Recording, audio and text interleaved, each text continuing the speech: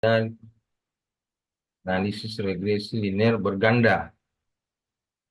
Sedangkan yang ANOVA nanti itu uh, itu analisis of varian. Jadi ada beberapa uh, varian yang harus dianalisis. Jadi seperti misalnya kalau ANOVA itu bisa uh, du- dua atau tiga sampel yang uh, bisa diuji melalui hipotesis.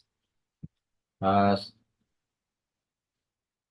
Contohnya kalau analisis ANOVA itu misalnya seorang peneliti ingin mengetahui pengaruh model pelatihan dan gender terhadap kinerja karyawan perusahaan, itu bisa uh, dilihat bagaimana pengaruhnya secara uh, bersama-sama, artinya secara simultan. Sedangkan uh,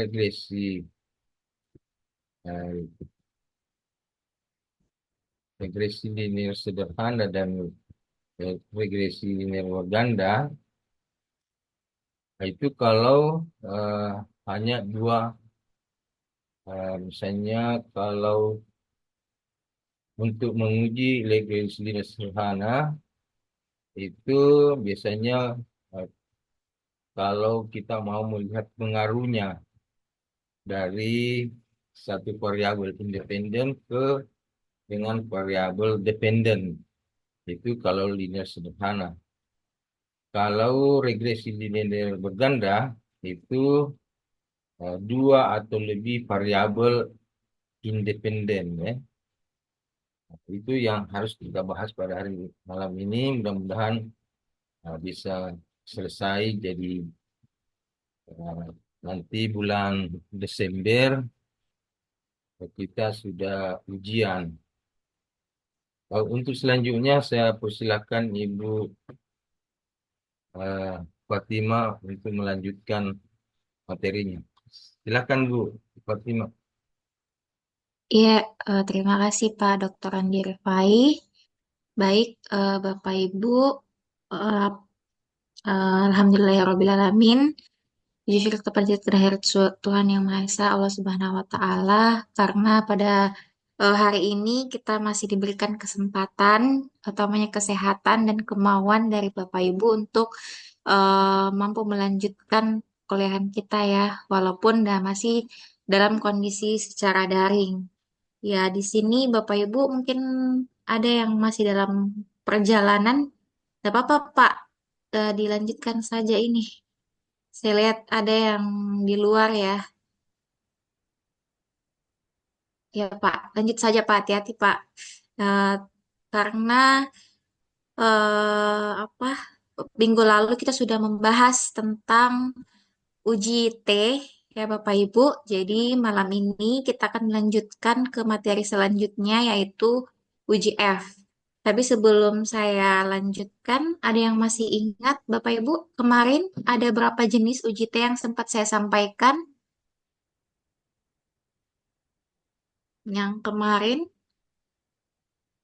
ada yang masih ingat Bapak Ibu?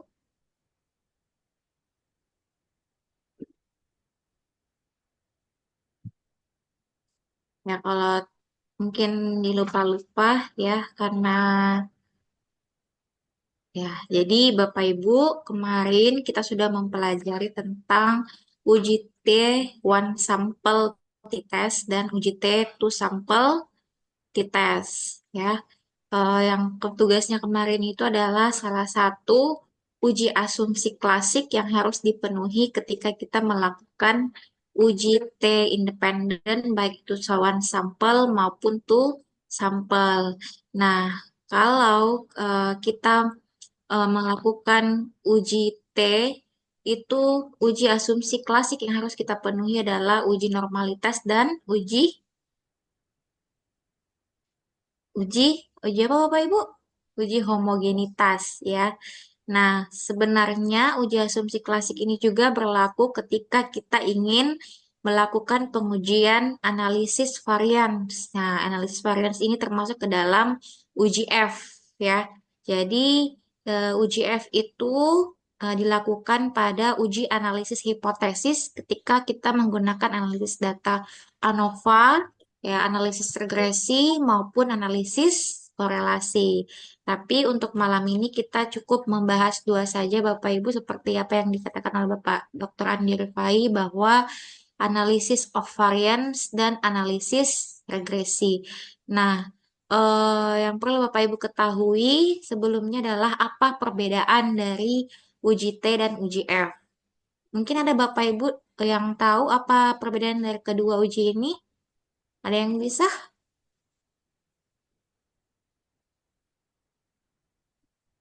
Ya, apa sebenarnya perbedaan yang mendasari uji F dan uji T?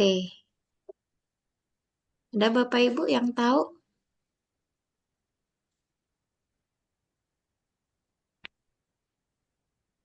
Mungkin Pak Taufik, gimana Pak? Uji F dan uji T.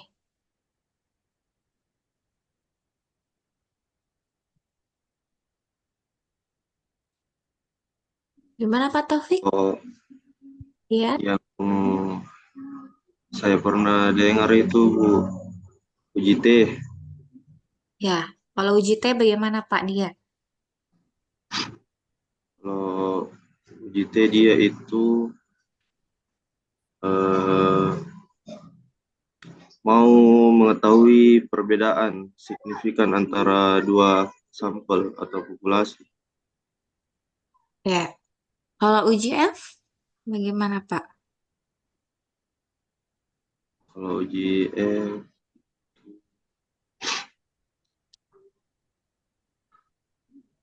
belum itu kalau tidak salah Bu, untuk membandingkan sampel. Iya, sama-sama membandingkan sampel, tapi apa yang membedakan antara uji T sama uji F?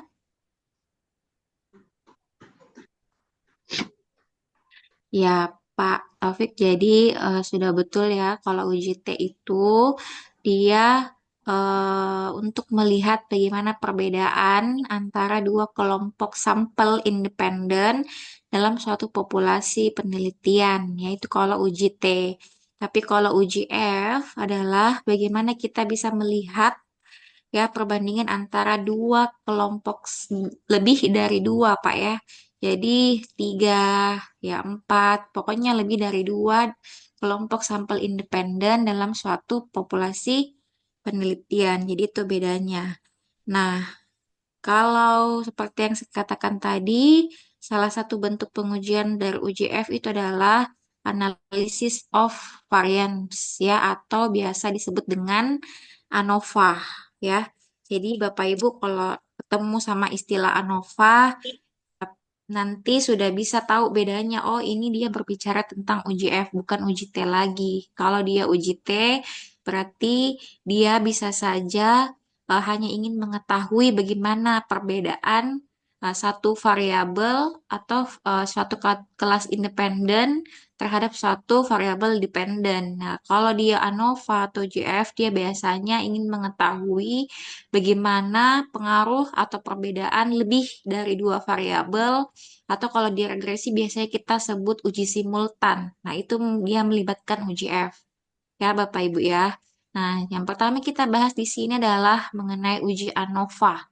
Ya, di ANOVA itu eh, biasa diartikan sebagai analisis data statistik ya terhadap tiga sampel atau lebih untuk menguji hipotesis ya perbandingan tiga rata-rata atau lebih pada sampel. Jadi seperti yang saya katakan tadi, ANOVA itu dia ingin melihat apakah ada perbedaan ya. Biasanya dia menggunakan parameter nilai rata-rata di antara tiga kelas sampel ya dalam suatu populasi. Nah, di ANOVA ini juga ada dikenal dengan ANOVA one way atau one way ANOVA dan two way ANOVA. Nah, apa perbedaannya?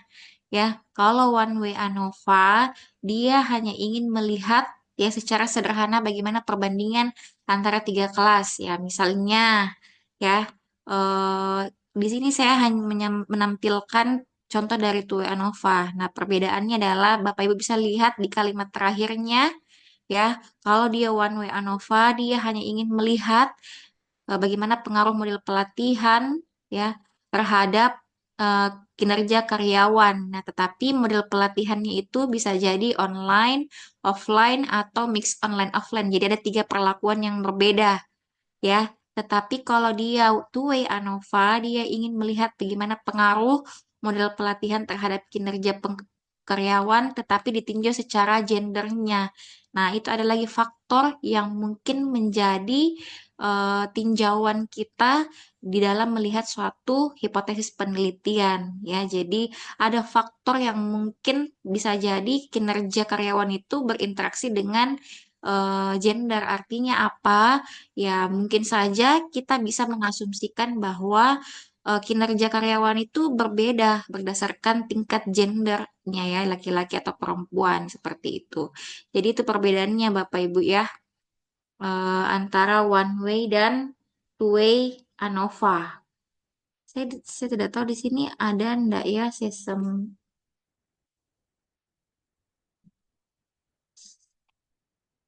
Wah, ya. Nah, mungkin sebelum kita lanjut, apa Bapak Ibu ada pertanyaan terkait ANOVA, Analysis of Variance ya. Jadi ANOVA itu adalah Analysis of Variance. Kalau ANCOVA dia adalah analisis covariate ya.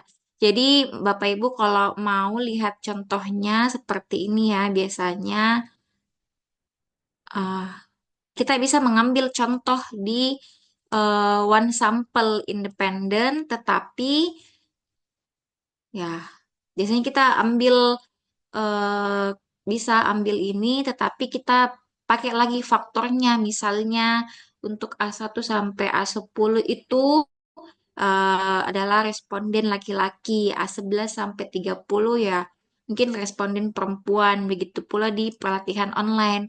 Nah, untuk analisis of variance-nya kita mau lihat apakah ada perbedaan kemampuan karyawan yang pelatihan online dan offline ditinjau dari gendernya. Ya, seperti itu. Ya, mungkin kita bisa lakukan simulasi ya di SPSS. Belumnya Bapak Ibu yang kemarin terkendala SPSS-nya sudah terinstall dengan baik, Pak. Pak Faisal ya, kalau saya tidak salah. Sudah aman, Bu. Ada Pak Su- Faisal? Tidak ya? ada, Oh Bu. iya. Gimana, Sudah aman, Pak? Bu. Sudah Oh ya, aman. aman ya, Makanya Pak ya. tugasnya kemarin sudah terkirim juga, Bu. Makasih, Alhamdulillah. Bu. Ya, oke. Nah, kita coba lakukan lagi simulasi, Pak ya. Bagaimana menganalisis one way ANOVA. Jadi, saya buka dulu aplikasinya.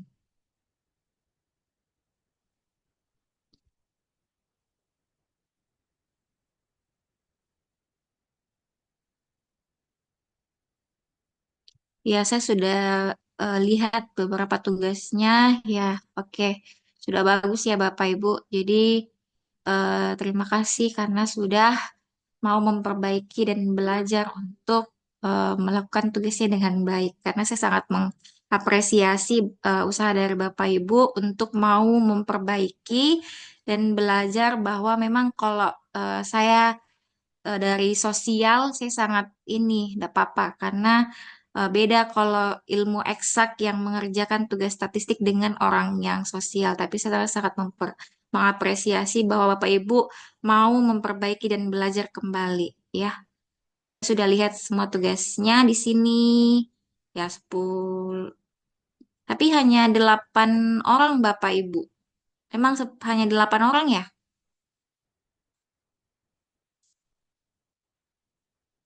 Yang kemarin. Kemarin. Ini berapa orang peserta? 8 ya. Kelas C 8 orang atau 10? Harusnya 11 orang, Ibu, tapi satu orang tidak tahu apa alasannya tidak masuk kuliah, Bu. Hmm. Itu ya. Tolong di ini temannya di follow up Pak. Siapa tahu. Karena kalau untuk pasca jadwal UASnya kapan Pak?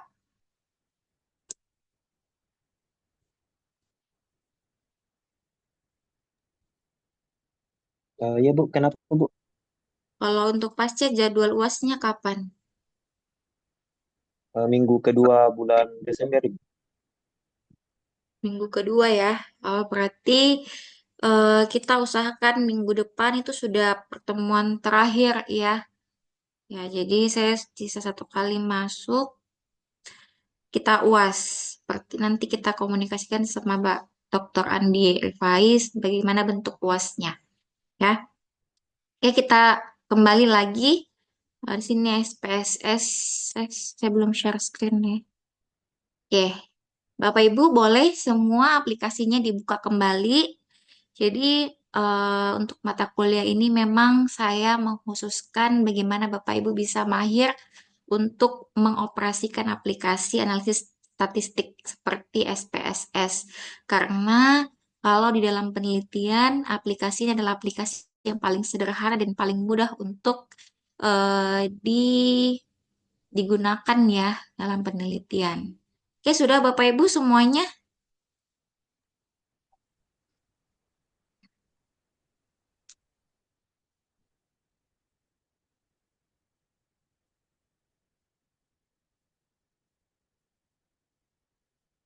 Gimana Bapak Ibu sudah terbuka semuanya? Siap Ibu, sudah. Siap ya Bu, sudah. Oke.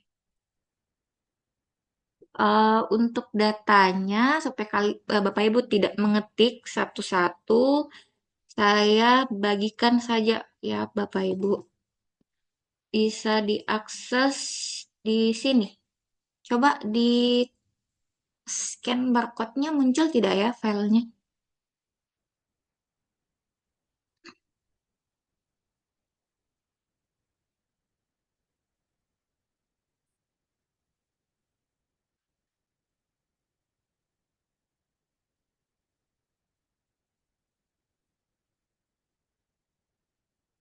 Kalau tidak muncul, Bapak Ibu bisa klik eh, link yang ini ya Bapak Ibu. Ya, Bapak Ibu bisa langsung download file Excel-nya. Bisa Bapak Ibu? Ini ya, oke. Bisa Bu, Kayak yang kinerja yang pegawai dinas Bu Dek. yang iya, yang sheet kedua Pak uji T.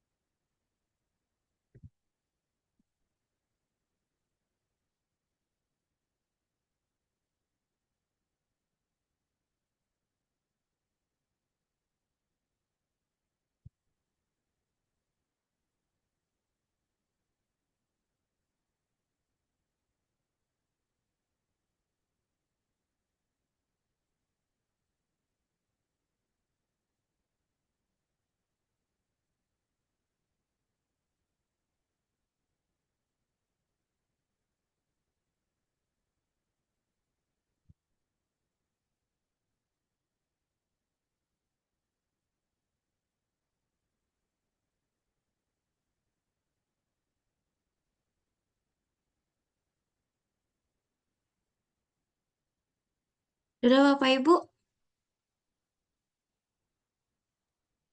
Udah Bu, Ya. Kalau sudah, coba kita sama-sama Bapak Ibu ya input datanya, tapi saya mau bagi ke dalam 3 kelompok ya, karena kita berbicara ANOVA, apa ya mungkin kira-kira di sini bisa pengaruh di sini ya, pelatihan online, offline, sama apa ya satu? Mix aja Pak ya. Mix online offline. Oh, sorry saya nggak share. Ya. Oke. Jadi datanya supaya sama, saya ambil ini yang 21, 12. Oke. 13.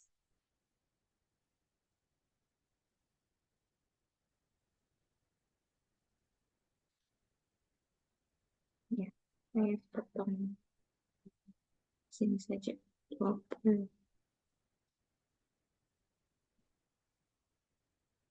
Oke, saya pakai data ini saja Bapak Ibu ya. Jadi Bapak Ibu tolong menyesuaikan nanti yang diinput di SPSS-nya. Ya, jadi kita akan melakukan pengujian apakah terdapat perbedaan kemampuan karyawan yang melakukan yang diberikan kelas pelatihan online, kelas pelatihan offline, atau bahkan justru lebih baik karyawan yang dilakukan pelatihan online offline atau mix ya, mix methodnya. Nah, di sini saya sudah bagi ketiga kelas. Ya, jadi ada masing-masing 20 responden yang telah kita lakukan tes ya, tes kepada seluruh karyawan di perusahaan A. Nah, jadi mungkin saja di divisi A, divisi B, divisi C yang mengikuti kelas pelatihan. Ya, seperti ini Bapak Ibu. Jadi Bapak Ibu bisa input ya, karena saya anggap Bapak Ibu sudah mahir kemarin yang untuk uji normalitas dan homogenitas. Jadi Bapak Ibu bisa input ini, Bapak Ibu copy ya ke SPSS-nya di data view, tidak apa-apa.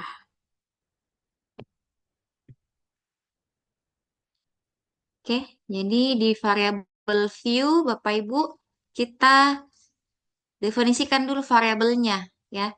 Jadi variabel misalnya di sini kelas ya, kelas. Oke, width, oke desimal kita nolkan saja. Oh ya, sorry, skor. Oh, ini adalah kemampuan karyawan ya. Oke, value-nya kita kasih belum ya, belum karena kita tidak belum mendefinisikan kelasnya, tapi kita baru mau mendefinisikan variabel skornya. Oke, measures tetap scale. Nah, ini adalah variabel kelas. Di sini adalah kelas pelatihan. Nah, yang membedakan kemarin hanya dua, berarti kalau dia UGF atau one way ANOVA, berarti kita mendefinisikan dua, lebih dari dua ya Bapak Ibu. Berarti satu, coba kita definisikan sebagai pelatihan online. Dua, sebagai kelas pelatihan offline. Bapak Ibu, tolong juga diikuti di laptopnya masing-masing Bapak Ibu ya. Ya, jadi tiga adalah mix atau online offline. Oke. Sampai sini bisa Bapak Ibu? Ini Bu, ini tadi di menu analyze ya. Di variable view, Pak. Ya, Ini kan ada ya sudah Bu. Eh, untuk yang muncul eh, value labelsnya. di sini, Pak. Oh ya, Ya, nilai value Bapak klik titik tiga. Ya, silahkan diketik 1, 2, 3 apa.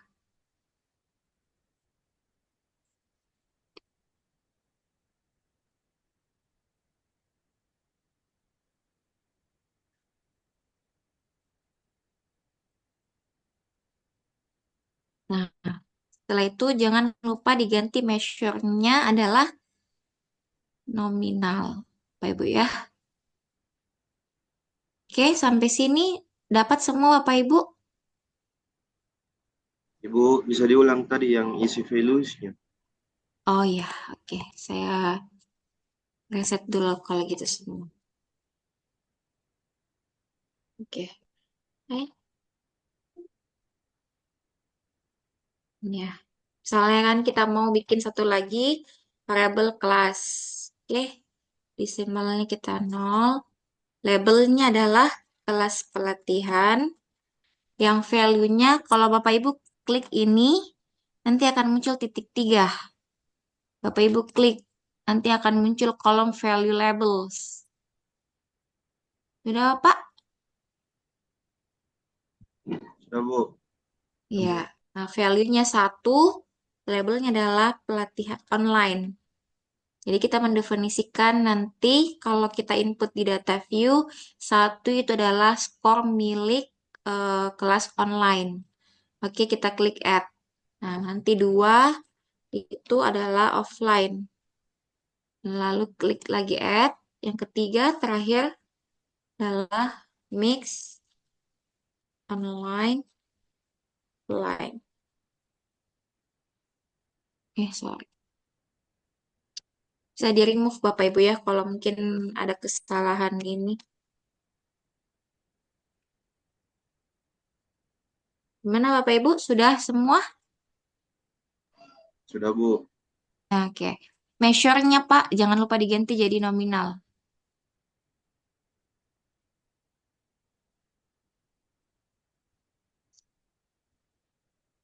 Oke, kalau sudah, kita kembali ke data view.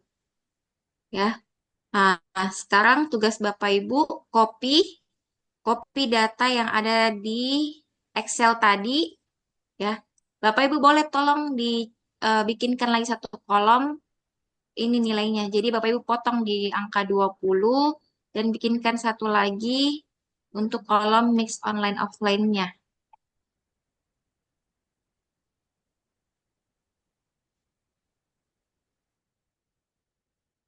Jadi gini Bu, data spreadsheet yang bisa tadi, yang settingannya untuk view saja itu. Yang mana, Pak? Yang Ini? spreadsheet tadi, yang spreadsheet Ibu, yang di set tadi, data Excel. Oh, yang ini ya? Bentar. Ini ya? Ya, ini ketika kita mau mengcopy dari tabel Excel ini, kayaknya kita tidak ada akses ini. Nggak bisa di-download ya, Pak?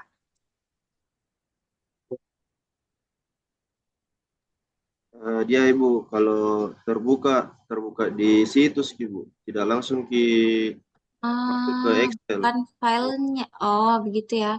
Iya. Terus bentar, saya upload Cuma ulang. bisa Bu, bisa. Buka Bisa saja ya? Excel. Ya, copy masuk Excel. Iya, Buka, lempar ke Excel ya, teman-teman. lempar Excel saja. Bisa itu. Kita buka itu situs, terus datanya itu kita lempar ke Excel dulu. Oh Ya, iya, bisa siap. itu. Ya, bisa ya, Bapak Ibu ya. Ya, kalau bisa silakan ditambah kolomnya satu lagi, Pak. Baru ini.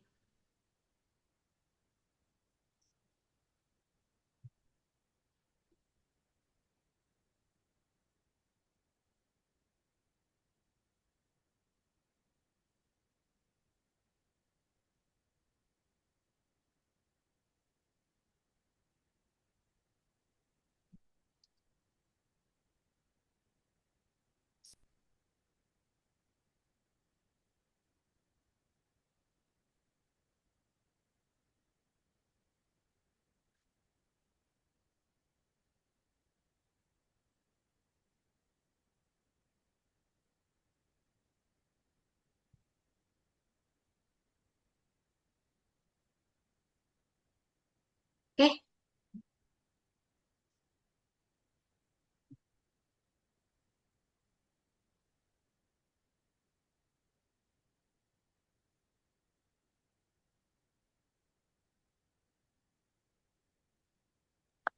Izin Bu, ya. eh, ini Bu di value labels-nya saya tidak bisa dimasukkan untuk value 3-nya Bu yang mix. Di sini tertulis less add or change operation was not complete and will be discarded. Coba di share screen, Bu, supaya saya lihat. Saya pakai HP, Bu. Tunggu di Oh, iya, iya. Gimana? Kenapa? ini. Nggak kelihatan ya? Yang ini, Bu, tampilannya. Nggak kelihatan. Oh, nggak kelihatan. Ini, Bu. Plus add purchase.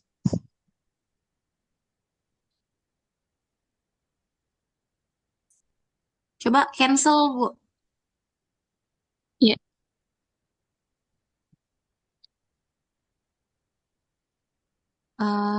Coba nggak bisa di-add ya? Oh iya, terus. Bisa. Ya udah. Ya. Makasih, Bu. Ya. Oke. Oke, gimana, Bang? Bukan ini ya. Gimana ini? Nih.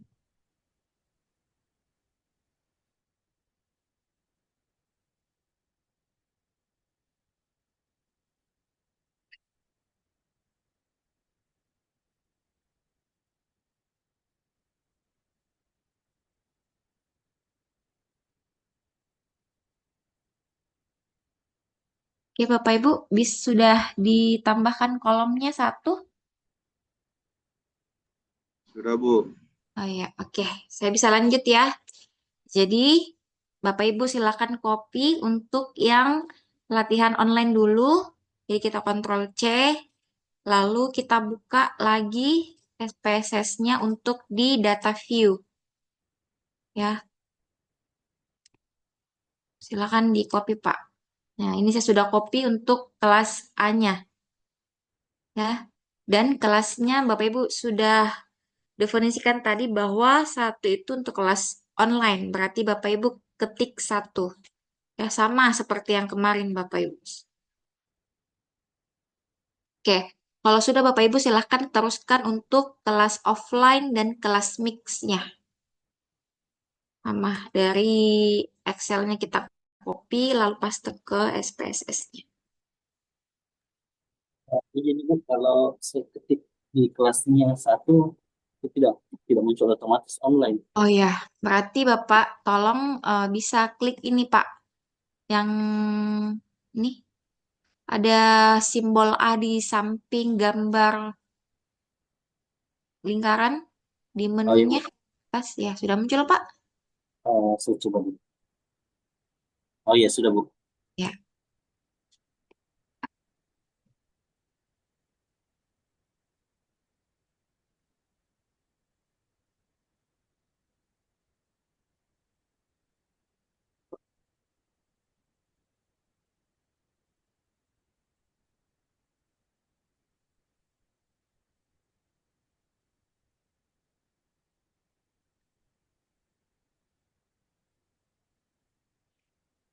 Jadi di respondennya itu Bapak Ibu masing-masing 17 orang ya tiap kelas.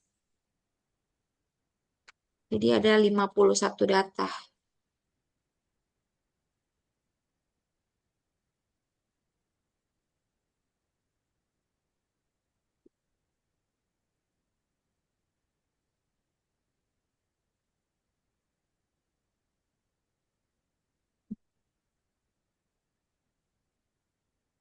Izin, Bu. Masih bisa diulang tadi, Bu, yang supaya muncul online-nya, Bu. Izin, Bu. Ini Pak, ada yang di bawahnya menu help itu ada tulisan A. Ya Bapak klik itu Pak.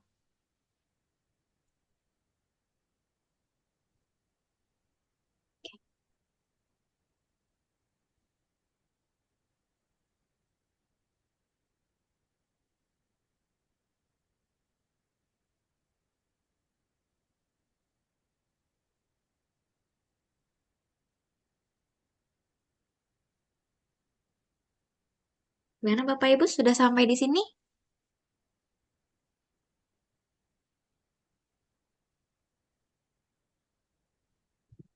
Ini datanya ya untuk yang mix online offline.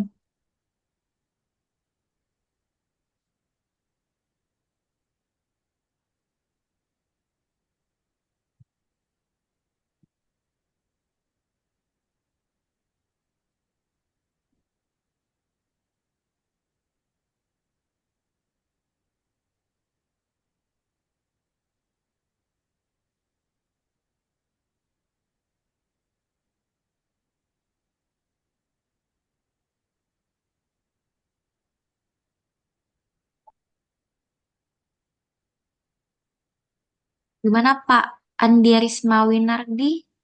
Sudah Pak?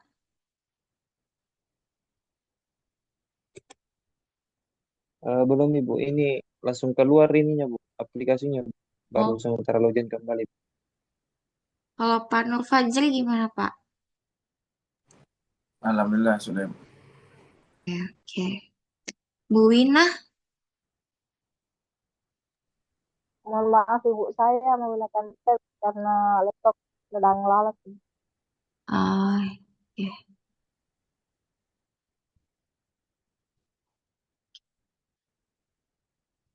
Pak Faisal bagaimana Pak? Bisa saya lanjut?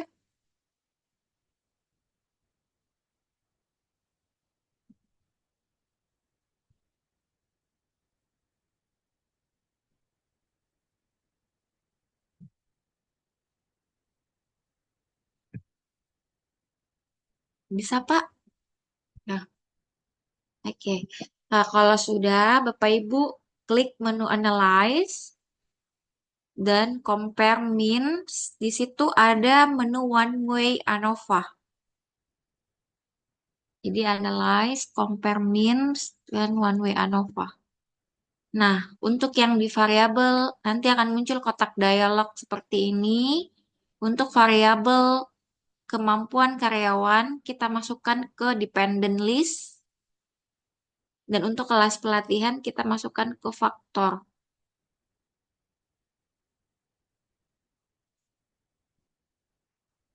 Oke. Nah, berarti kita... Nah, untuk selanjutnya, Bapak Ibu klik di menu Options. Nah, di situ akan muncul kotak dialog lagi yang menampilkan menu apakah Bapak Ibu mau melihat deskriptifnya, tapi kan tidak usah ya, karena kita tidak membahas tentang analisis statistik deskriptif, tapi kita mau mencentang homogeneity of variance test.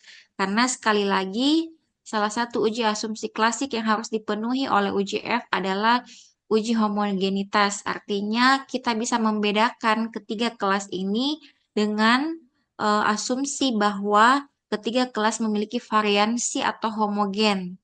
Ya, jadi kita klik homogeneity of variance test, lalu kita klik continue. Oke, sampai sini dapat semua Bapak Ibu? Oke, kalau sudah kita klik OK. Nah, nanti akan muncul outputnya seperti ini. Dapat semuanya Bapak Ibu output seperti ini?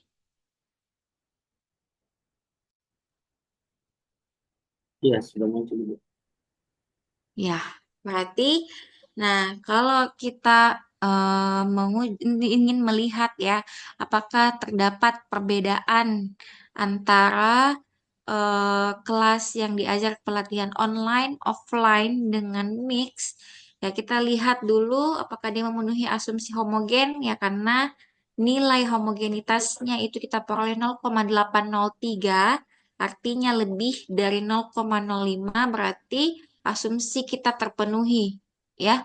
Berarti ketiga data dari kelas penelitian atau kelas sampel itu homogen.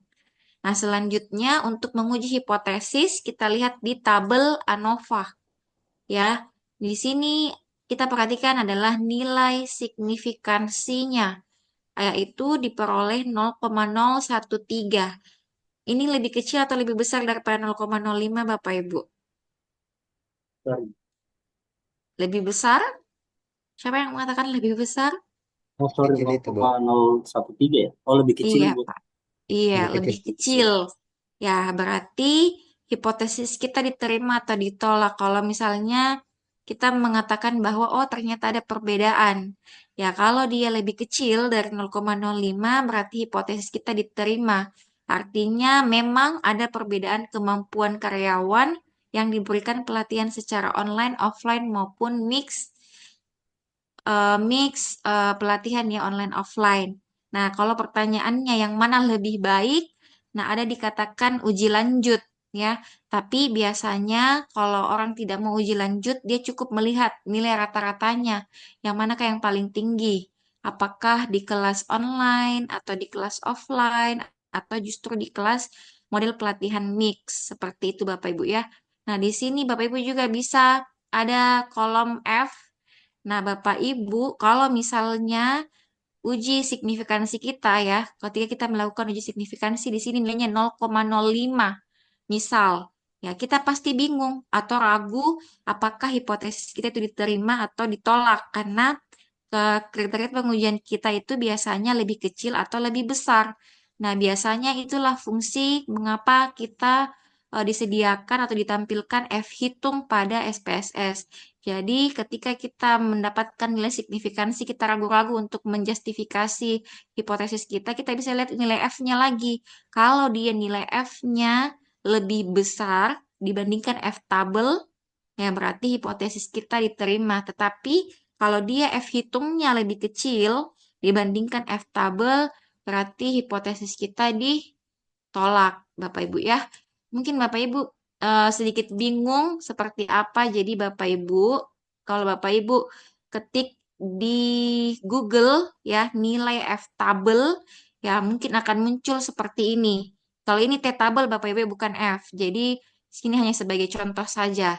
Jadi nanti kalau Bapak Ibu pakai uji F, terus tidak cukup hanya nilai signifikansi saja yang dijadikan sebagai kriteria pengujian, Bapak Ibu bisa lagi bandingkan nilai F tabelnya atau F hitungnya. Nah, dengan cari di Google ketik nilai F tabel untuk N-nya atau jumlah sampelnya berapa. Kalau tadi kita menggunakan jumlah responden atau jumlah sampel sebanyak berapa orang Bapak Ibu?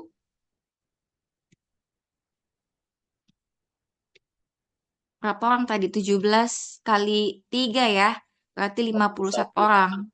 Nah, iya. Nah, jadi Bapak Ibu lihat ya, di 51 atau uji F ya, berarti 51 dikurang DF-nya 2. Jadi kalau kita ingin membandingkan nilai F itu ada rumusnya Bapak Ibu ya. Kalau kita membandingkan dia di nilai F tabel seperti ini. Nah, jadi untuk membandingkan dia F tabel, dia N kurang K. Jadi bukan langsung 51 yang dilihat pada tabelnya, tetapi berapa jumlah sampelnya 51. Kurang K. K itu adalah banyaknya variabel atau variabel X-nya atau kelas yang menjadi sampel. Jadi K-nya adalah 3. Jadi 51 kurang 3. Jadi nanti ketika kita melihat di F ya F tabelnya, ya jangan Bapak Ibu lihat di sini yang jumlahnya 51, tapi lihat yang 51 kurang 3 adalah 48. Berarti Bapak Ibu cari nilai F tabel yang DK-nya itu adalah 58 dengan uji dua pihak 0,05. Seperti itu Bapak Ibu ya. Jadi itu fungsinya F hitung di output SPSS ini. Seperti itu Bapak Ibu. Ya, apa ada pertanyaan sampai sini Bapak Ibu sebelum kita lanjut lagi untuk analisis regresi?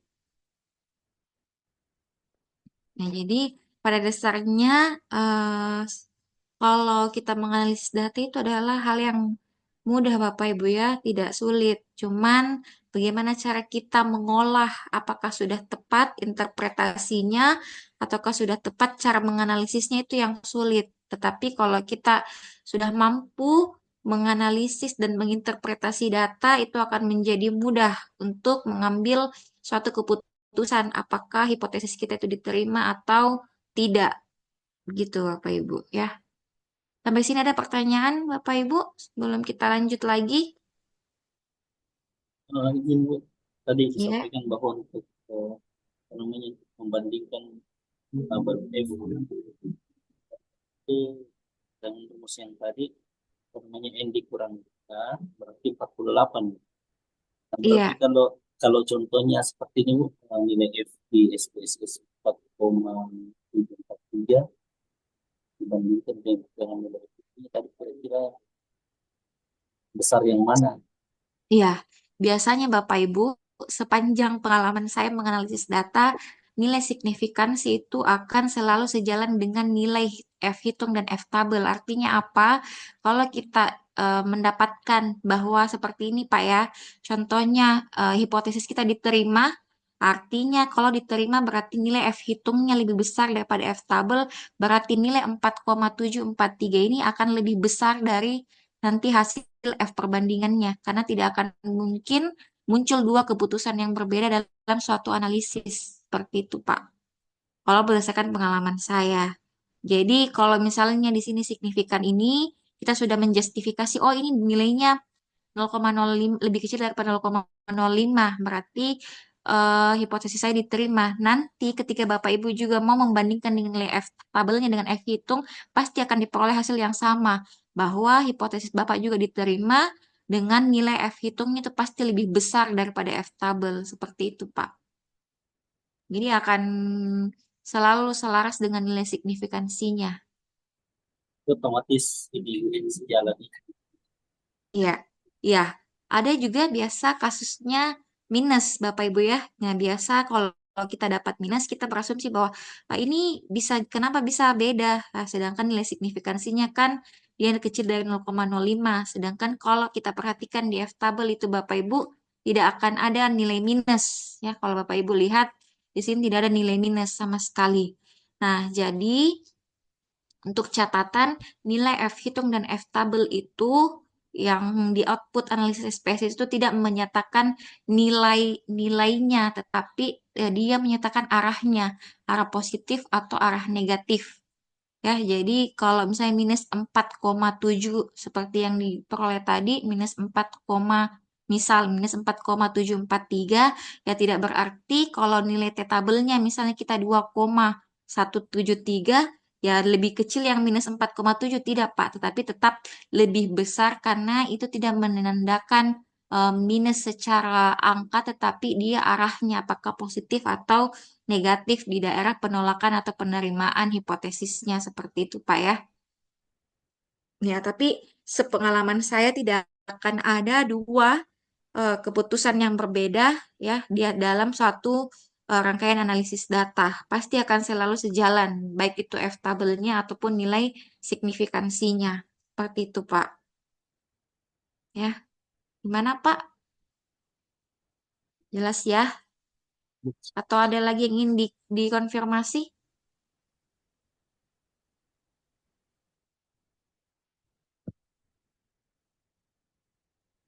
Ya. Oke, ya jadi sebenarnya ini juga adalah nilai yang bisa memberikan kita informasi bahwa kalau mau dibandingkan dengan F tabel, cukup lihat nilai ininya 48 pada F tabelnya. Seperti itu. Ya. Oke, Bapak Ibu, bisa saya lanjut?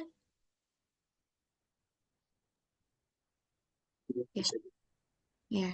Kita lanjut ke analisis regresi. Nah, ini biasanya analisis yang paling banyak, paling umum, paling dominan, paling sering digunakan dalam penelitian kuantitatif tingkat S2 atau tesis, ya Bapak Ibu ya. Nah, seperti yang dikatakan oleh Pak Dr. Andi Rifai, analisis regresi itu adalah suatu pengujian yang bertujuan untuk melihat ya pengaruh antara dua variabel atau lebih. Artinya kita ingin meninjau apakah variabel-variabel independen atau variabel bebas kita ini memiliki pengaruh atau berpengaruh terhadap variabel terikat. Nah, biasanya kita melihat analisis regresi ini sebagai penelitian sebab akibat. Jadi ada pengaruh X terhadap Y. Nah, di analisis regresi ini ada dibagi dua juga Bapak Ibu. Ada yang disebut dengan analisis regresi linear sederhana dan ada juga yang disebut dengan analisis regresi linear berganda. Ya, kalau dia sederhana, dia hanya ingin melihat ada atau tidaknya pengaruh antara satu variabel. Jadi, variabel bebasnya cuma satu. Ya, pengaruh X terhadap Y tok saja. Ya, persamaannya juga sangat sederhana. Y sama dengan A ditambah BX. Ya, jadi Y ini adalah variabel, ya, variabel dependennya atau terikatnya. A ini adalah menginterpretasikan konstanta. B ini adalah koefisien regresinya. Ya, sebentar Bapak Ibu kita lihat contohnya seperti apa kalau Bapak Ibu masih bingung. Ya. Nah, beda kalau dia analisis regresi linear berganda. Ya, namanya berganda pasti lebih dari 2 ya. Jadi dia adalah analisis regresi yang ingin melihat pengaruh antara 2 atau lebih variabel independen terhadap variabel dependen ya. Saya sini dulu Bapak Ibu harus jelas antara bedanya linear regresi sederhana dengan regresi berganda. Tapi kalau untuk standar tesis ya biasanya dia paling minimal 2 variabel bebasnya ya. Berarti dia masuk ke analisis regresi linear berganda. Bapak Ibu ya. Nah, kalau kita berbicara di analisis regresi linear berganda, ada namanya uji T dan uji F. Seperti yang tadi saya jelaskan, kalau uji T dia biasanya disebut dengan uji parsial. Artinya apa? Kita ingin mengetahui ada atau tidaknya pengaruh parsial secara sendiri-sendiri. Nah, kan tadi saya katakan bahwa kalau berganda itu dia variabel bebasnya 2 atau lebih. Nah, uji T ini bertujuan untuk melihat masing-masing variabelnya. Jadi, bagaimana pengaruh variabel X1 terhadap Y, bagaimana pengaruh variabel X2 terhadap Y. Nah, itu yang dimaksud dengan uji T atau uji parsial. Nah, ada juga yang disebut dengan uji F atau uji simultan. Nah, ini biasanya bertujuan untuk mengetahui pengaruh secara bersama-sama. Ya, kalau bersama-sama berarti kita ingin melihat seberapa besar sih pengaruhnya antara X1 dan X2 terhadap Y. Nah, itu yang disebut dengan uji F. Nah, yang terakhir ada namanya koefisien determinasi.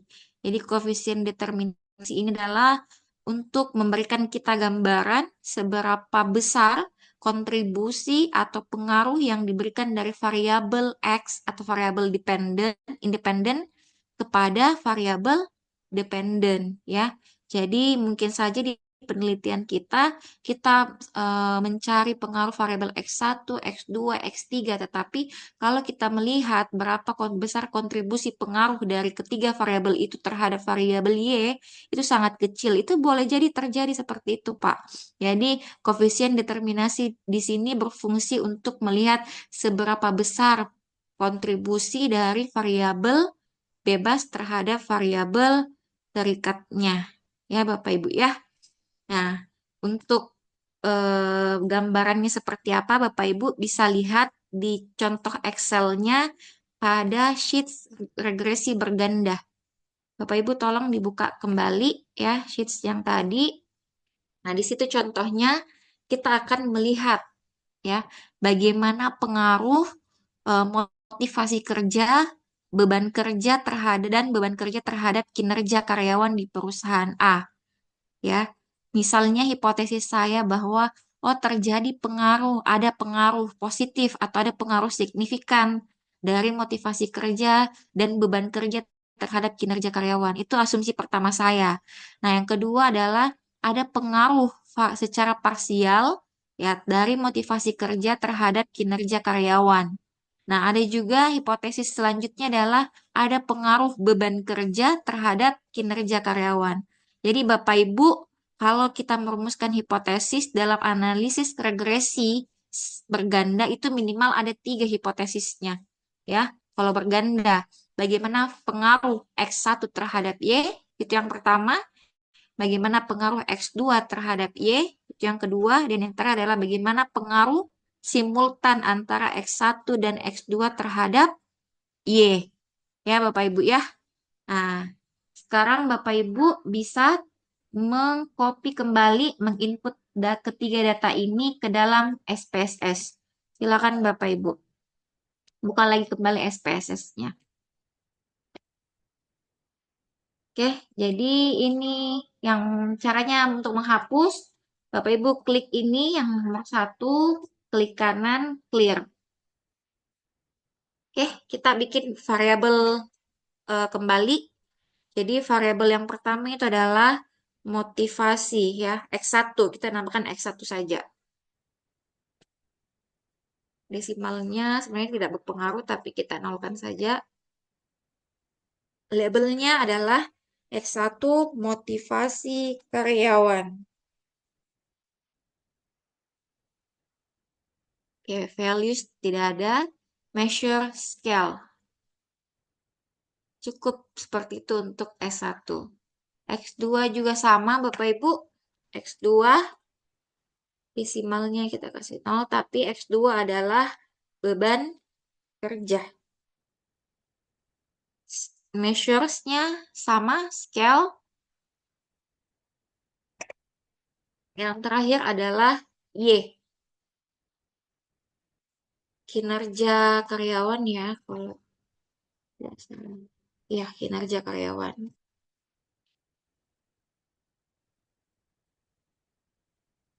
Oke, measures-nya sama-sama. Ketiganya scale.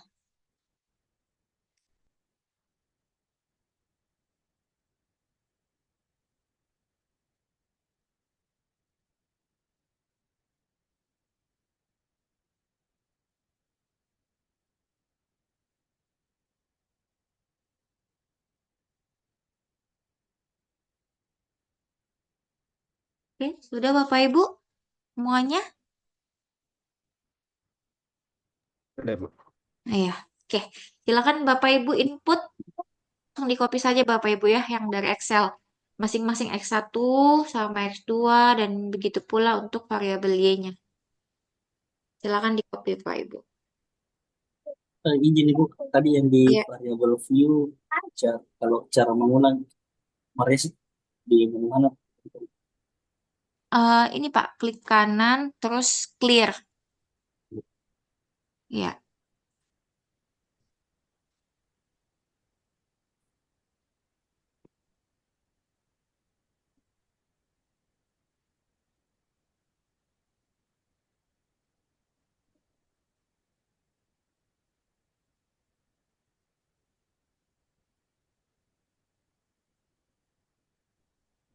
Bisa saya lihat variable view-nya dulu. Nanti bisa kita tinggal.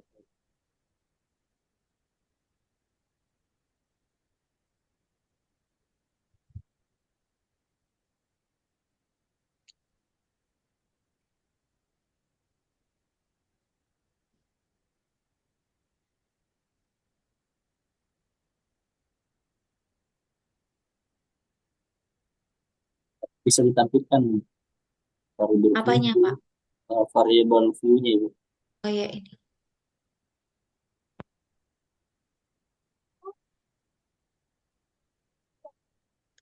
Motivasi kerja ya.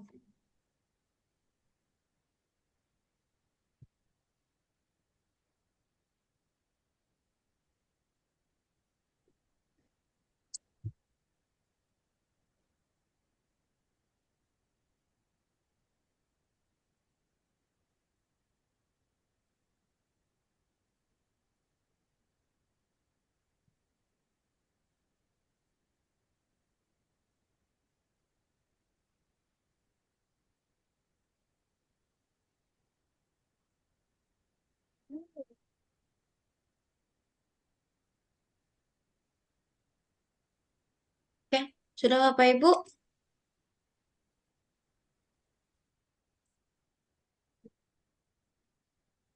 Ya, kalau sudah, klik analyze, terus kita pilih regression, selanjutnya klik linear. Oke, maka akan muncul kotak dialog lagi seperti ini.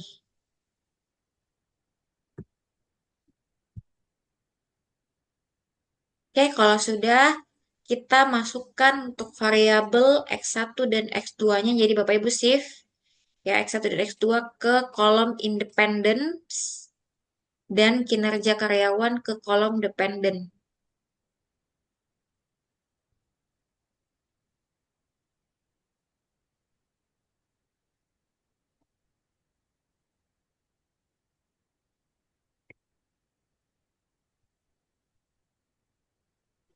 Mohon izin Bu, tadi setelah analyze tadi klik Ya, yang mana lagi? analyze, regression, linear. Motivasi kerja dan beban kerja kita pindahkan ke independen, kinerja kita pindahkan ke dependen. Kalau sudah, silakan diklik OK.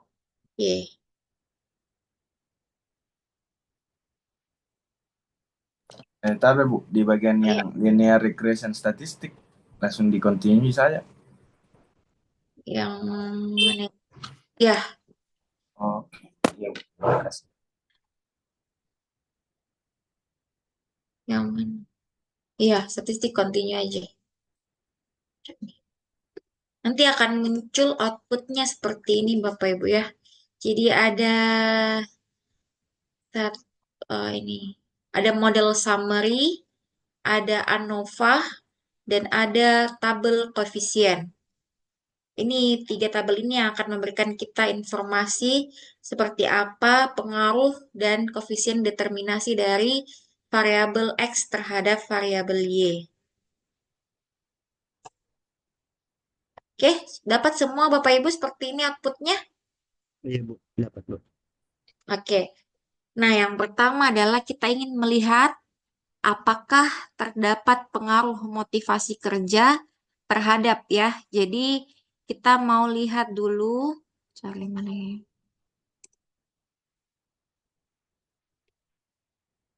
Ya, kita mau melihat dulu uji T. Nah, uji T ini biasanya disebut sebagai uji parsial. Nah, kita mau lihat masing-masing pengaruh dari variabel X1 terhadap Y, variabel X2 terhadap Y. Nah, kalau dia melihat nilai signifikansinya, kalau nilai signifikansinya lebih dari 0,05, berarti tidak terdapat pengaruh. Tapi kalau dia lebih kecil daripada 0,05 berarti terdapat pengaruh. Nah, coba kita kembali ke outputnya Bapak Ibu. Di situ kita peroleh bahwa nilai X1 yaitu motivasi kerja menunjukkan nilai signifikansi 0,147. Artinya lebih dari 0,05 ya. Berarti tidak terdapat pengaruh secara parsial atau tidak terdapat pengaruh signifikan antara motivasi kerja terhadap kinerja karyawan. Jadi Bapak Ibu bisa lihat ini dependent variable adalah variabel terikatnya ya. Nah, beda kalau kita peroleh di beban kerja atau X2-nya. Nah, di situ nilai signifikansinya adalah 0,000. Ya, artinya lebih kecil daripada 0,05. Ya, berarti ada pengaruh beban kerja terhadap kinerja karyawan. Ya, Bapak Ibu ya. Jadi, hipotesis pertama kita tidak terbukti bahwa kita menganggap bahwa ada pengaruh motivasi terhadap kinerja, tetapi setelah dianalisis, berarti tidak ada ya, karena nilai signifikansinya lebih dari 0,05. Nah, untuk uji simultannya atau uji F-nya ya, kembali lagi uji F. Nah, ini dia melibatkan F-tabel. Kalau kita mau lihat bandingkan F-tabelnya ya. Nah, kriterianya sama seperti uji T. Kalau dia nilai signifikansinya lebih dari 0,05 artinya tidak terdapat pengaruh simultan. Dan kalau lebih kecil ya berarti ada pengaruh simultan. Ya. Nah, kita kembali lagi.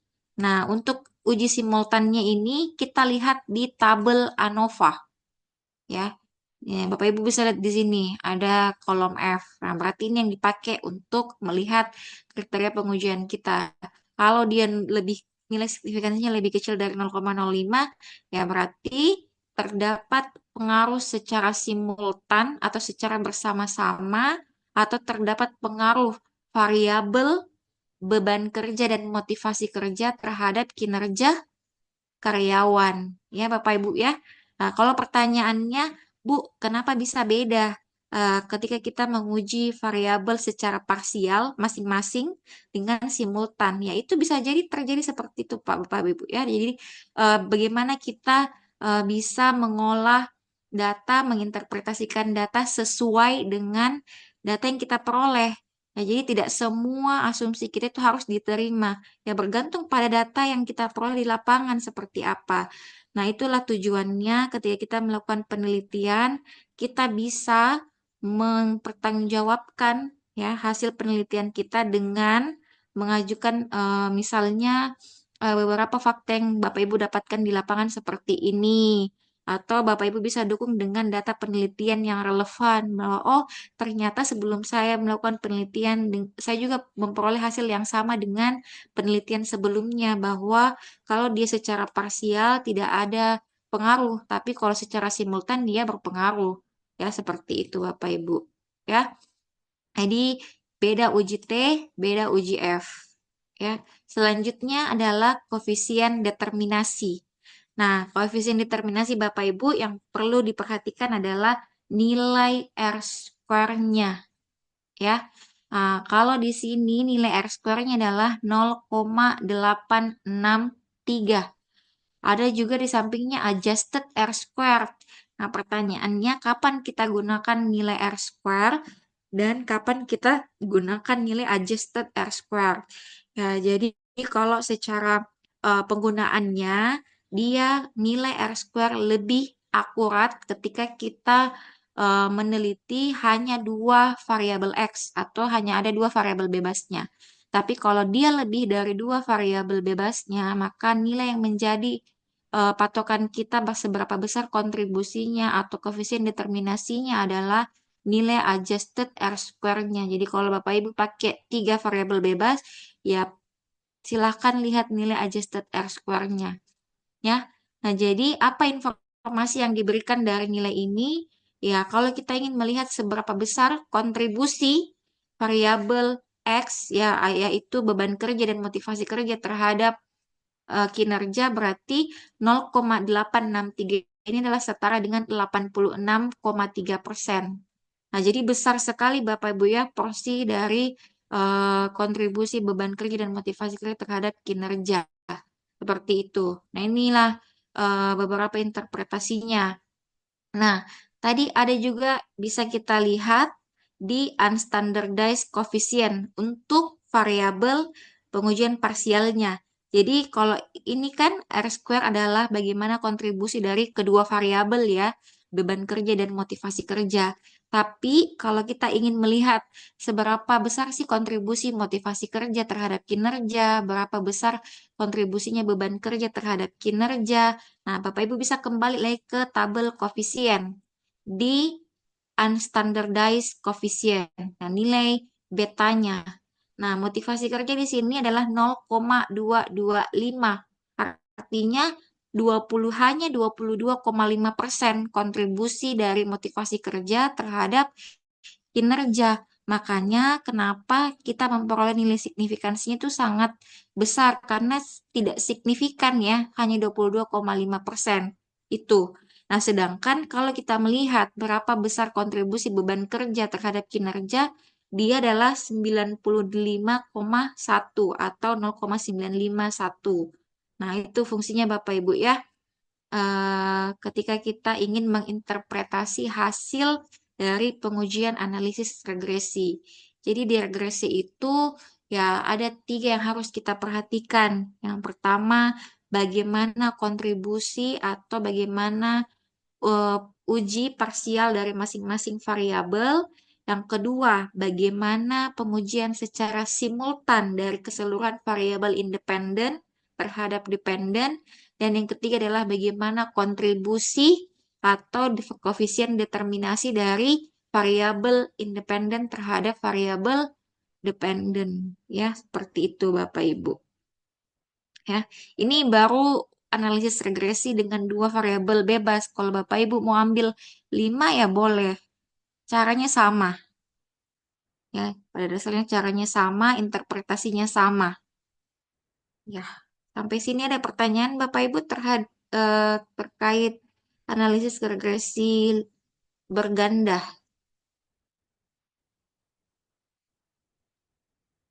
Ada pertanyaan?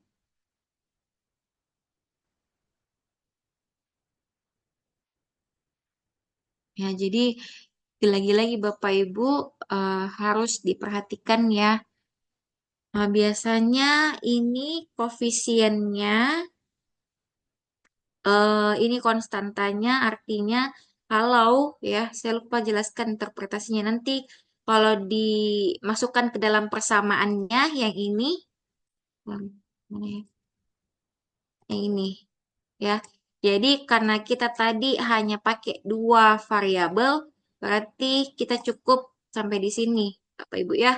Nah, kita bisa tuliskan rumusnya berdasarkan hasil yang kita peroleh, berarti Y sama dengan minus. Minus berapa? A itu adalah konstantanya Bapak Ibu. Ada yang bisa sebutkan saya berapa nilai konstantanya yang tadi di koefisien? Minus 4,833 ya. Nah, itu minus 4,833 ditambah. Nah, B1 ini adalah koefisien untuk variabel motivasi kerja. Nah, berarti kalau di SPSS-nya itu adalah 0,225. Nah, kita tulis lagi 0,225 X1. Sorry.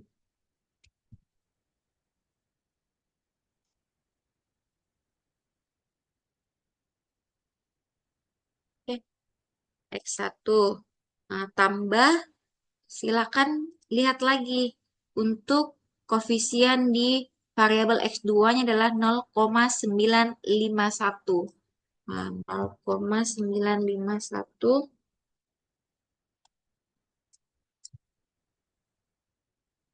Oke. Nah, jadi nanti persamaan yang kita peroleh itu seperti ini, Bapak Ibu ya. Nah, interpretasinya sama tadi. Berarti kontribusi X1 atau variabel motivasi kerja terhadap kinerja karyawan yaitu Y adalah 22,5%. Artinya apa? Setiap satu kenaikan atau 1% kenaikan motivasi karyawan, maka akan menaikkan 22,5% kinerja karyawan. Seperti itu. Nah, beda lagi kalau kita mau interpretasikan yang X2-nya. Setiap kenaikan 1% ya, variabel beban kerja karyawan, maka akan meningkatkan 95,1% kinerja karyawan ya. Nah, ini kalau dia konstantanya berarti tanpa variabel kinerja dan beban kerja, maka tanpa variabel motivasi kerja, ya X1 dan beban kerja, maka kinerja karyawan akan menurun sebesar berapa? Sebesar 4,833 satuan. Ya, jadi kontribusi dari variabel motivasi kerja dan beban kerja ini betul berpengaruh positif terhadap kinerja karyawan. Seperti itu Bapak Ibu ya. Nah, jadi kalau Bapak Ibu nanti berniat untuk mengambil tesis secara kuantitatif, ya Bapak Ibu harus tahu bagaimana menginterpretasi hasil olah data yang Bapak Ibu peroleh nantinya. Ya. Nah, jadi setiap kenaikan satu ini, dia berkontribusi sebesar ini. Setiap kenaikan satu X2-nya, dia berkontribusi sebesar ini. Tanpa kedua-duanya, tanpa motivasi dan beban, maka kinerjanya juga akan menurun. Karena dia di sini minus. Nah, seperti itu Bapak Ibu. Ada pertanyaan terkait analisis regresi ini? Nah, kan Bapak Ibu ditanyakan, nah, tapi mungkin sebagian besar Bapak Ibu lebih cenderung untuk menggunakan ini ya, analisis kualitatif biasanya kalau ilmu administrasi publik. Ya, tidak Bapak Ibu. Dia cenderung seperti itu ya. Dia pilih analisis, pakai metode kualitatif sajalah daripada ribet ini datanya. Tapi kalau saya lebih suka pakai kuanti karena saya bisa didukung sama datanya. Jadi saya tinggal memperkuat data yang saya peroleh dengan penelitian relevan dengan fakta yang saya peroleh di lapangan. Jadi ya masing-masing punya sisi plus minusnya. Ya kalau kualitatif biasanya kita harus bagaimana kita bisa berargumen agar argumen kita itu bisa dipertahankan dan diterima. Ya, kalau kuanti kita cukup sodorkan datanya seperti ini, dukung dengan penelitian relevan, dan dukung dengan fakta yang ada di lapangan. Seperti itu Bapak Ibu. Oke, sampai di sini ada pertanyaan Bapak Ibu sebelum kita akhiri. Kita akhiri di 5 menit lagi, 21.30. Ada pertanyaan? Atau justru Bapak Ibu tidak mengerti ya apa tadi yang saya jelaskan saat sampai tidak ada pertanyaan.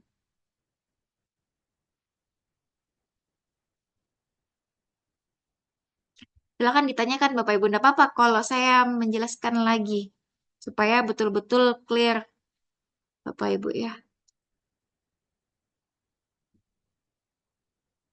Nah, berarti minggu depan kita akan bahas analisis korelasi dengan uji validitas dan reliabilitas data.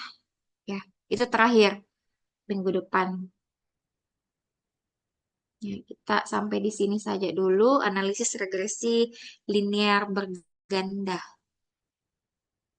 Oke, Bapak Ibu, ada pertanyaan terkait materi kita pada malam hari ini? Ada Pak Andi nggak ya? Oke.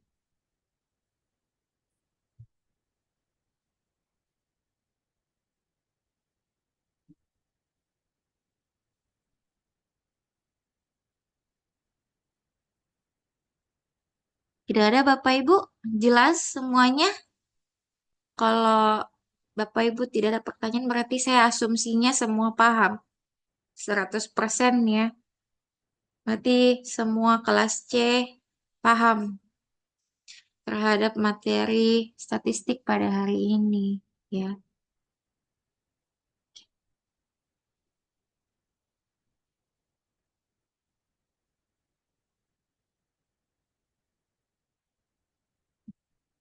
Ya kalau tidak ada tabe Pak Dr. Andi Rifai mungkin cukup dari saya Pak. Ya, baik. Terima kasih Bu Fatima. Jadi hanya saya ingin sampaikan kepada Bapak-Bapak dan Ibu bahwa intinya bahwa analisis regresi eh, berganda itu harus ada uji T-nya dan ada uji F-nya dan ada uji KD, koefisien determinan. Jadi jangan bilang Krisdianti ya, KD, koefisien determinan. Itu seperti misalnya di koefisien determinan itu bisa kita ketahui ada pengaruhnya sangat kuat, ada pengaruhnya cukup eh, cukup cukup apa cukup berpengaruh. Jadi itu ada kriteria-kriterianya kalau koefisien determinan. Saya kira itu yang Bapak-Bapak harus ingat. Perlu saya sampaikan kepada Bapak-Bapak dan Ibu-Ibu bahwa selama saya membimbing mahasiswa di S2 itu rata-rata dia pakai metode kualitatif, jadi belum ada yang kuantitatif. Padahal sebenarnya kalau kuantitatif lebih bagus. Kalau waktu saya di Unhas itu saya pakai kuantitatif ya. Jadi eh, itu mudah untuk menjawab pertanyaan dari penguji karena kita eh, datanya sudah jelas. Gitu, itu Bapak-Bapak dan Ibu-Ibu. Jadi kalau saya eh, jadi bisa di dicampur juga ya, di mix ya, bisa kuantitatif dan kualitatif. Saya kira itu Bapak. Baik, saya nanti minggu depan kita eh, satu kali lagi pertemuan, baru kita ujian. Ya. Dalam penilaian tentu berdasar kepada kehadiran ya, kehadiran dan hasil ujian. Eh, Seperti yang saya sampaikan kepada bapak-bapak dan ibu-ibu bahwa eh, statistik itu jarang dapat nilai A. Jadi kalau ada yang dapat nilai A berarti itu lebih bagus lagi. Saya kira ini yang harus dipahami. Tapi waktu saya di S2 di Unhas itu statistik saya itu dapat A karena saya tidak tahu bagaimana caranya menilai. Tapi intinya wah nilainya A begitu ya. Jadi mudah-mudahan dapat A semua. Tapi agak susah dapat nilai A semua karena eh, kehadirannya agak kurang ini ya. Bisa saya absen Bu ya. Halo, halo Ibu, Bapak. Eh, Kurniawan ada nggak? Iya hadir Pak. Ya, oke. Faisal Abdullah. Hadir, Pak. Hadir, Pak. Ya. Wina, ada Iya Ibu hadir Wina? Pak. Wina, ya. Iya hadir Pak. Andi Risma Winardi. Ya, hadir Pak. Ya, Pak Ketua ini ya. Ini harus hadir terus ini Pak Ketua. Andi Fitra. Tidak hadir. Nurul Hidayah. Hadir Pak. Ada. Hadir Pak. Muhammad Amrul Ihsan. Ada Siap Muhammad. hadir Pak Dokter. Ya? Hadir ya? Mana? Oh ya, oke. Hadir. Ya, Nur Fajri. Muhammad Nur Fajri. Siap hadir Bapak. Minggu lalu udah hadir ya? Hadir terus Bapak. Masih hadir terus, sorry. Akbar Umar. Tidak hadir. Minggu lalu juga udah hadir ya? Mana Pak Ketua? Minggu lalu udah hadir ya Pak Ketua? Iya Pak. Ya. Sampaikan teman itu ya. Muhammad Taufik. Hadir Pak. Ya, minggu lalu udah hadir. Hadir Pak, cuman beberapa menit sebelum selesai perkuliahan mati laptop. Iya, kan saya cek dulu udah ada ya. Muhammad Hashim Ramadan. Ini Muhammad Hashim Ramadan Itu tak yang ada juga. hilang itu Pak. Ya, kenapa? Itu yang hilang Pak. Semua mata kuliah Pak. Kenapa? Muhammad Hashim Pak. Muhammad Hashim yang menghilang Pak. Tidak tahu kemana Menghilang. Pak. Kalau udah hadir ini Iya Pak. Iya Pak. di mata kuliah lain sama. Sama Pak. Kenapa bisa kau? Coba cek temannya itu jangan sampai artinya masih bisa diselamatkan begitu ya. Pak Ketua. Oke, Pak Iya Ketua. Pak. Siap Pak. Ya. Saya kira cukup untuk pertemuan kita pada hari ini. Eh, Apa Anda perlu dikasih tugas Bu Tima? Bu Tima, tidak perlu dikasih tugas. Eh, biar nanti terakhir saja, Pak, Oke, iya. supaya langsung semua. Iya. Saya, saya kira cukup ya untuk ini. Mudah-mudahan bulan depan kita bisa selesaikan materinya dan minggu kedua kita ujian ya. Dan saya ingin sampaikan Pak Ketua. Halo Pak Ketua. Mana Pak Ketua? Andi. Iya Pak. Ya. Nanti kalau ujian supaya hadir semua ya. Kita lurin ya. Halo? Sampaikan temannya. Iya Pak. Nanti disampaikan sama teman-teman yang lain Pak. Ya. Kita lurin ya. Nah, supaya kita bisa baku kenal. Oke, saya kira cukup untuk pertemuan kita pada hari ini. Mudah-mudahan dapat berkah dari Allah Subhanahu wa Ta'ala. Baik, saya dengan pengucapan alhamdulillah, pertemuan saya akan tutup. Assalamualaikum warahmatullahi wabarakatuh. Waalaikumsalam warahmatullahi Selamat. wabarakatuh. Terima kasih Bu Fatima. Waalaikumsalam warahmatullahi Makasih wabarakatuh. Pak, makasih Bu. Ya, izin live Terima ya. kasih Pak. Iya, makasih. Ya, saya izin ya, izin. Iya, Pak.